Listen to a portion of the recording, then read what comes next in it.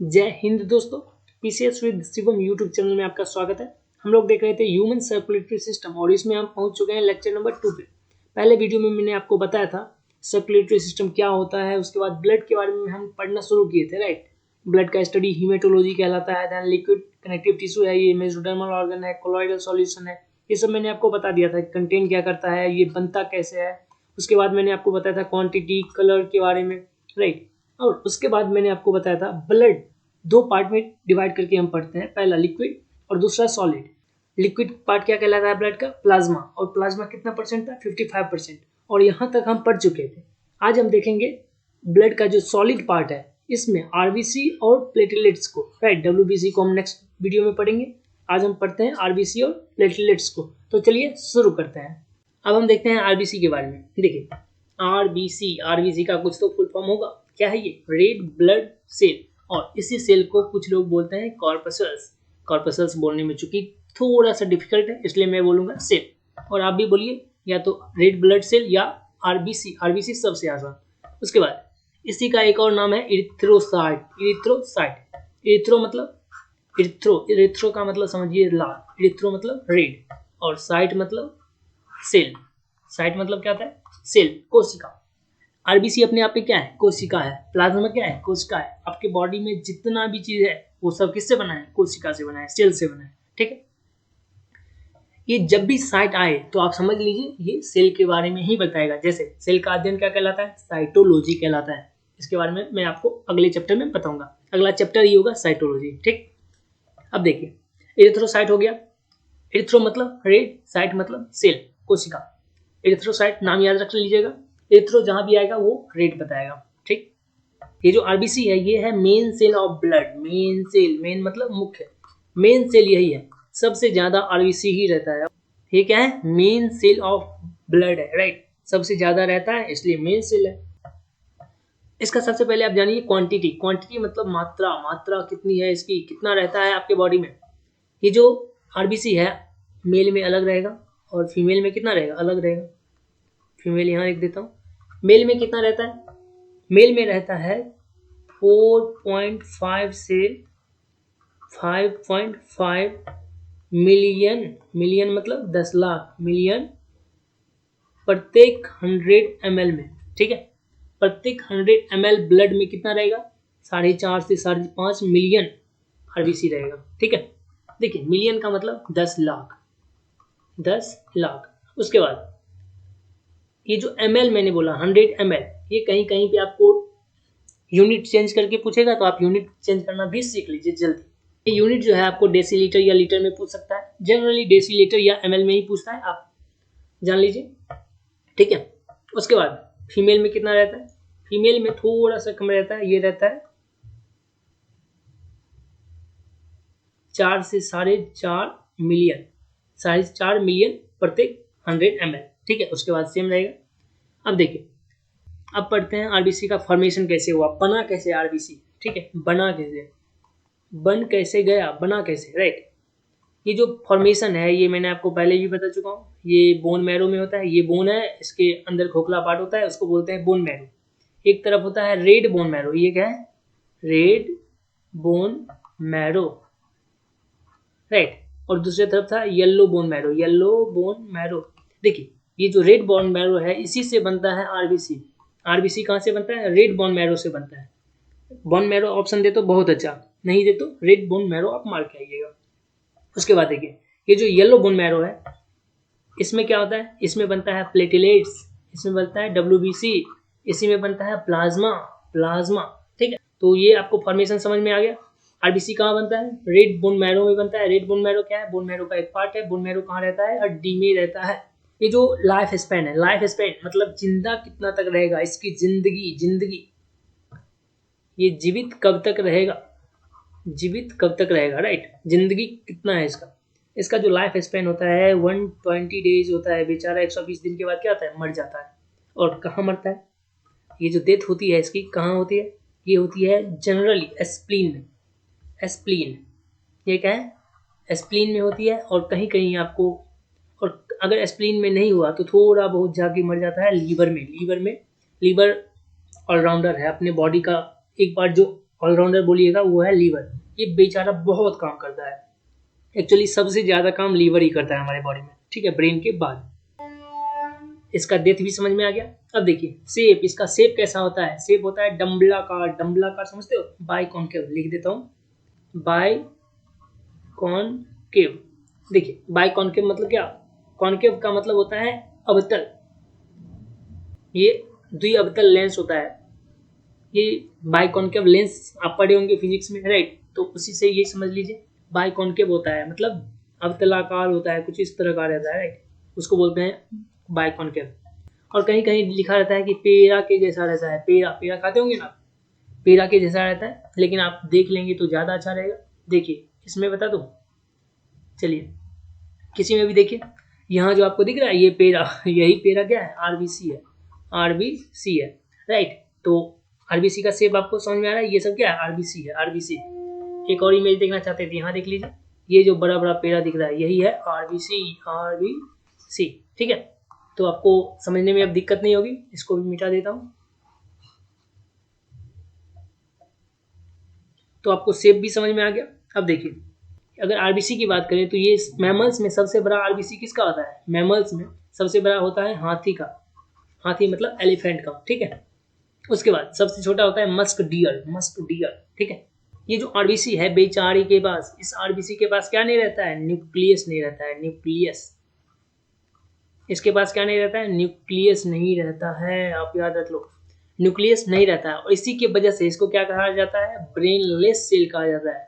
देखिए अपने लिए जो काम ब्रेन करता है, सेम काम किसी भी सेल के लिए उसका न्यूक्लियस करता है। इसको क्या बोलेंगे, ब्रेनलेस सेल बोलेंगे, ब्रेनलेस सेल ऑफ ब्लड। ये क्या कहाँ रहता है, ब्लड में रहता है, इसलिए ब्लड बोल देंगे, ठीक है। इसके बाद लेकिन इसका एक एक्सेप्शन आप याद रखो, अपवाद। अपवाद इसका क्या है, लामा। लामा एक ऊँट के जैसा होता है। और कैमल भी आप लिख ही लो, तो कैमल। उसके बाद जिराफ भी लिख लो, जिराफ, राइट। इस सब के आरबीसी में न्यूक्लियस रहता है, तो उसको ब्रेनलेस नहीं बोल सकते हो, लेकिन आपके आरबीसी में न्यूक्लियस नहीं होगा, ठीक है। अब हम देखते हैं हीमोग्लोबिन के बारे में। देखिए ये जो हीमोग्लोबिन है इसका काम क्या है, हमारी बॉडी में है तो क्यों है, इसका काम है, काम मतलब फंक्शन, इसका फंक्शन क्या है, ऑक्सीजन और कार्बन डाइऑक्साइड का ट्रांसपोर्टेशन करता है। ट्रांसपोर्टेशन मतलब यहाँ से वहाँ ले जाता है, कहाँ से, जैसे हार्ट से शुरू किया तो लंग्स या और जितने भी बॉडी पार्ट है वहाँ तक ले जाएगा, राइट। तो पहला काम आपको समझ में आ गया, ट्रांसपोर्टेशन करता है। ये क्या करता है, ट्रांसपोर्टेशन करता है, इन दोनों का ट्रांसपोर्टेशन, ट्रांसपोर्टेशन कर दिया। अब देखिए ये जो ऑक्सीजन है इसका तो 100% ट्रांसपोर्टेशन यही कर देता है। 100% ट्रांसपोर्टेशन कौन करता है, हीमोग्लोबिन करता है। हीमोग्लोबिन मतलब एचबी, अभी समझ लो, मैं आगे से एचबी ही लिखूंगा। देखिए ऑक्सीजन का ट्रांसपोर्टेशन किसने किया, हीमोग्लोबिन, 100% ऑक्सीजन का ट्रांसपोर्टेशन। लेकिन ये जो कार्बन डाइऑक्साइड है इसमें 100% का नहीं करता है, ये 75 के आसपास ही करता है। जो रेस्ट बच जाता है उसको कौन करता है, उस वो जो ट्रांसपोर्टेशन होता है वो होता है कार्बोनिक एसिड के फॉर्म में। कार्बोनिक एसिड का फॉर्मूला H2CO3, ठीक है। ये जो हीमोग्लोबिन है, एक हीमोग्लोबिन 4 ऑक्सीजन के मॉलिक्यूल को ले जाता है, 4 मॉलिक्यूल को घुमाते रहता है। तो ढेर सारा हीमोग्लोबिन है, ढेर सारा ऑक्सीजन ट्रांसपोर्ट करते रहेगा। तो हीमोग्लोबिन के बारे में आप समझ गए। अब आरबीसी के बारे में कुछ और चीजें जान लीजिए। आरबीसी के निर्माण में सहायक होता है vitamin 6, vitamin vitamin vitamin B6 जो होता है वो आरबीसी के निर्माण में सहायक होता है, ठीक है। और अगर विटामिन 6 नहीं रहेगा तो आपको क्या आ जाएगा, आरबीसी की कमी। आरबीसी क्या है, मेन सेल है ब्लड का, इसलिए ब्लड की ही कमी हो जाएगी। मेन आदमी ही नहीं रहेगा तो वो तो कमी होगा, काम ही नहीं हो पाएगा। तो ब्लड की कमी, और ब्लड की कमी जो होगी तो थोड़ा बहुत होता है तो उसको क्या बोलते हैं, माइल्ड एनीमिया। माइल्ड मतलब थोड़ा सा, और एनीमिया मतलब खून की कमी, एनीमिया, ठीक है। तो माइल्ड एनीमिया किसके वजह से हो गया, विटामिन B6, तो आपको ये खाना पड़ेगा।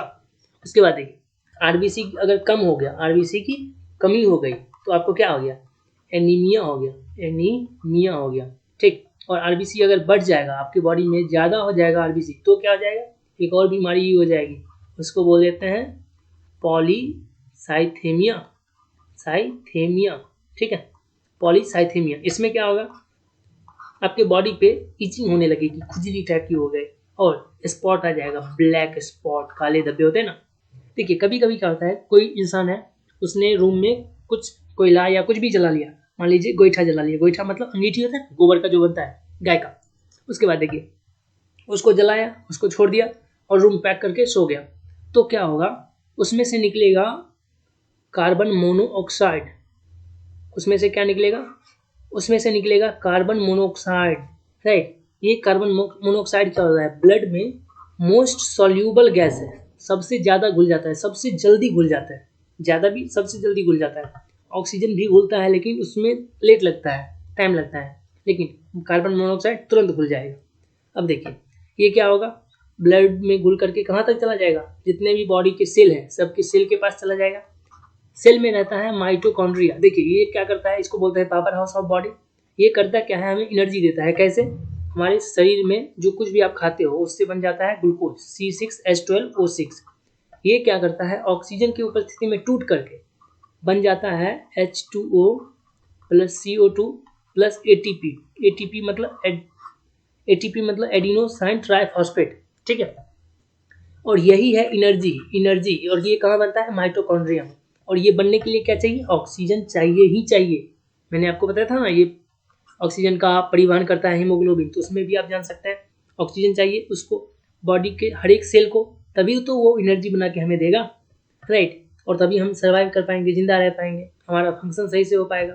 तो ये देखिए ये कार्बन मोनोऑक्साइड क्या करेगा, यहाँ पहुँच जाएगा सेल के पास, और सेल को चाहिए ऑक्सीजन, पहुँच गया कार्बन ऑक्साइड और पहुँच गया है कार्बन मोनोऑक्साइड। तो इसके साथ ये ग्लूकोज का ब्रेकडाउन हो ही नहीं पाएगा, और ब्रेकडाउन नहीं होगा तो हमें एनर्जी नहीं मिलेगी, एनर्जी नहीं मिलेगी तो जितने भी सेल हैं काम करना बंद कर देंगे और हमारी डेथ हो जाएगी। तो इसलिए इसको क्या बोलते हैं, दम घोटू गैस बोलते हैं। किसी भी चीज़ को जला करके, दरवाजा बंद करके बिल्कुल नहीं सोना चाहिए, ठीक है। इतना तक आपको समझ में आ गया। आरबीसी के बारे में इतना काफ़ी था।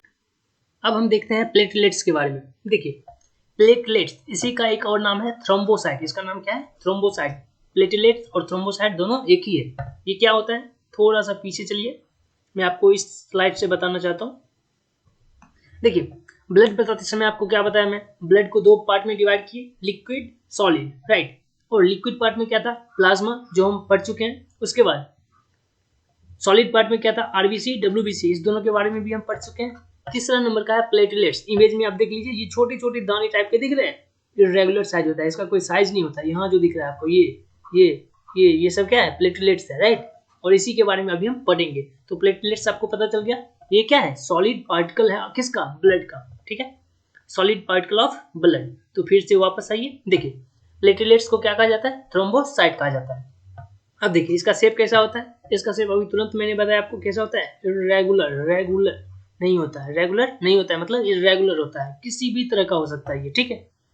उसके बाद फॉर्मेशन, फॉर्मेशन पहले भी बता चुका हूँ, एक बार फिर से जान लीजिए। देखिए फॉर्मेशन होता है इसका बोन मैरो में। ये अगर क्या है, ये एक मान लीजिए बोन है, हड्डी है, इसके बीच में जो खोखला पार्ट होगा वो होगा बोन मैरो।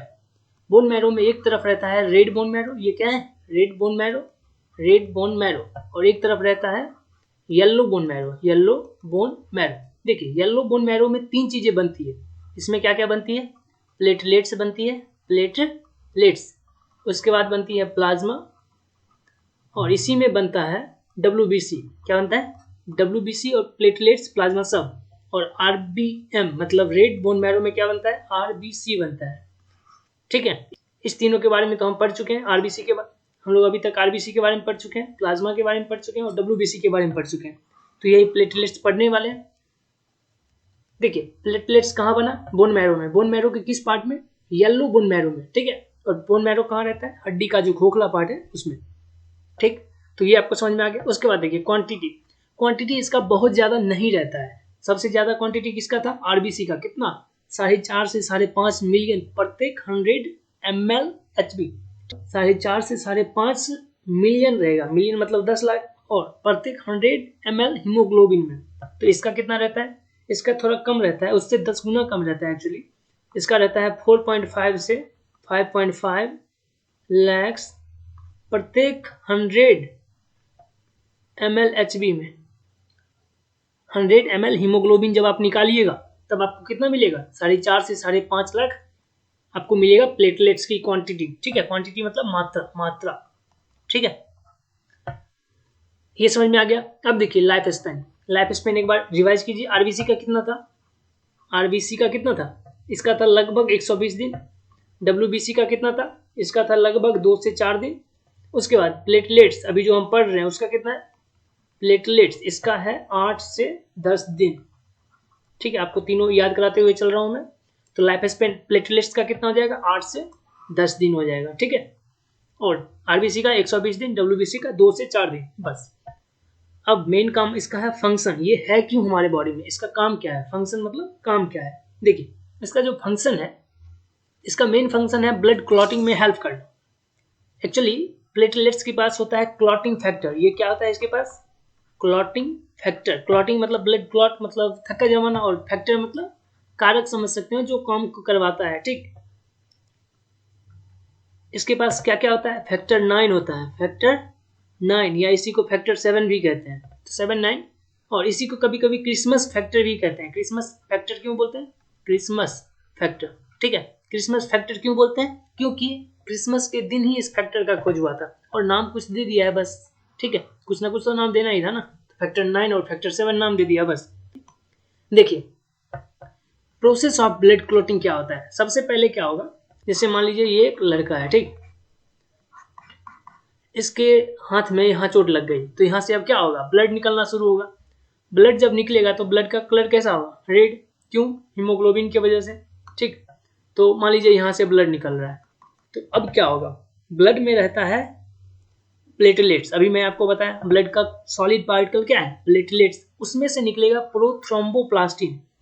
प्लेटलेट्स में से क्या निकलेगा, प्रोथ्रोम्बोप्लास्टिन। ठीक, और ब्लड में क्या रहता है, कैल्शियम भी रहता है, पहले भी मैं बता चुका हूँ, आयन था, कैल्शियम आयन रहता है। इसके वजह से कैल्शियम आयन यहाँ पे कैटलिस्ट का काम करेगा। कैटलिस्ट मतलब उत्प्रेरक, रिएक्शन को जो बढ़ा या घटा दे वही कैटलिस्ट होता है। ठीक, अब देखिए कैल्शियम आयन की उपस्थिति में प्रोथ्रोम्बोप्लास्टिन थ्रोम्बोप्लास्टिन में कन्वर्ट हो जाएगा, इसमें बदल जाएगा। ठीक, अब देखिए क्या होगा, ये जो थ्रोम्बोप्लास्टिन बना है ये जाएगा प्रोथ्रोम्बिन के पास, प्रोथ्रोम्बिन के पास जाएगा और उसको थ्रोम्बिन में कन्वर्ट कर देगा। प्रोथ्रोम्बिन क्या था, मैं आपको बताया था प्लाज्मा पढ़ाते समय, चलिए वापस चलिए मैं फिर से बताता हूँ। देखिए प्लाज्मा बताते समय मैं आपको बताया था थ्रोम्बिन है इसके पास, राइट, जो ब्लड क्लॉटिंग करवाता है, तो वही यहाँ आ रहा है। प्रोथ्रोम्बिन को थ्रोम्बिन में कन्वर्ट कर दिया। ये कहाँ रहता है, ये रहता है प्लाज्मा में, मैं आपको बता चुका हूँ पहले भी। ये कहाँ था, प्लाज्मा में। प्लाज्मा क्या होता है, लिक्विड पार्ट ऑफ ब्लड। कितना परसेंट रहता है, 55% लिक्विड पार्ट है ये। ठीक, उसके बाद देखिए ये थ्रोम्बिन अब क्या करेगा, अभी तक थ्रोम्बिन बन चुका है, थ्रोम्बिन जाएगा किसके पास, फाइब्रिनोजेन के पास। ये भी कहाँ था, ये भी प्लाज्मा में था। ये फाइब्रिन क्या है, पॉलीमर है। पॉलीमर समझते हो, पॉली का मतलब ढेर सारा, पॉलीमर है। और ये अब कन्वर्ट कर देगा मोनोमर। मोनोमर कौन है, फाइब्रिन। फाइब्रिनोजेन को कन्वर्ट किया फाइब्रिन में, किसने, ये हेल्प कर दी करने में, ये थ्रोम्बिन है। उसके बाद फाइब्रिन क्या करेगा, ये एक जाल टाइप का होता है, रेशा टाइप का, इस तरह का। ठीक, और इसमें अब ये जाल लगा दिया। जितने भी ब्लड के सॉलिड पार्टिकल्स हैं, जैसे आरबीसी, डब्ल्यूबीसी, प्लेटलेट्स, राइट, तो ये सब क्या करेगा, अब इसमें फंसते चला जाएगा, फंस जाएगा तो पूरा भर जाएगा, और भरने के बाद क्या आ जाएगा, क्लॉट हो जाएगा। ठीक है, समझ में आ गया, फिर से समझिए। जैसे इसके हाथ में चोट लगा, खून निकलना शुरू हुआ, खून में क्या रहता है, प्रोथ्रोम्बोप्लास्टिन। कहाँ पे, प्लेटलेट्स में। अभी मैं आपको बताया, वो क्या करेगा, कैल्शियम की उपस्थिति में थ्रोम्बोप्लास्टिन में कन्वर्ट हो जाएगा, बदल जाएगा। ठीक, ये थ्रोम्बोप्लास्टिन आएगा प्रोथ्रोम्बिन के पास। प्रोथ्रोम्बिन क्या करेगा, थ्रोम्बोप्लास्टिन अब क्या करेगा, प्रोथ्रोम्बिन को कन्वर्ट कर देगा थ्रोम्बिन में। ये सब प्रोटीन है जो कहाँ रहता है, प्लाज्मा में रहता है। ठीक, उसके बाद थ्रोम्बिन आएगा फाइब्रिनोजेन के पास। फाइब्रिनोजेन को क्या करेगा, फाइब्रिन में कन्वर्ट कर देगा, और वही फाइब्रिन क्या है, एक जाल टाइप का है, रेशा है। और इस फाइब्रिन की वजह से क्या होगा, इस फाइब्रिन में सब चीज फंसते चले जाएंगे। क्या क्या फंसेगा, रेड ब्लड सेल, आरबीसी फंस जाएगा, डब्ल्यूबीसी, प्लेटलेट्स, ये सब फंस फंस करके पूरा क्या कर देगा, भर देगा उसको, और उसके बाद ब्लड क्लॉटिंग हो जाएगा, मतलब ब्लड निकलना बंद हो जाएगा। वो क्लॉटिंग का प्रोसेस आपको समझ में आ गया। ब्लड क्लॉटिंग होने में कितना टाइम लगता है, लगभग 4 से 5 मिनट लगता है, 4 से 5 मिनट। ठीक है, और जिसका ब्लड अगर 4-5 मिनट में नहीं जम पाया, या 1-2 मिनट एक्स्ट्रा भी लेकिन नहीं जम पाया, तो उसको क्या हो गया, हीमोफीलिया नामक बीमारी हो जाता है। ये है एक अनुवांशिक मतलब जेनेटिक डिजीज, ठीक है। और इसको रॉयल डिजीज भी बोलते हैं क्योंकि जो ब्रिटेन की महारानी थी ना, उसी में ये सबसे पहले खोजा गया था, इसी से इसको बोला जाता है, इसी वजह से इसको बोला जाता है रॉयल डिजीज, ठीक है, याद रहेगा आपको।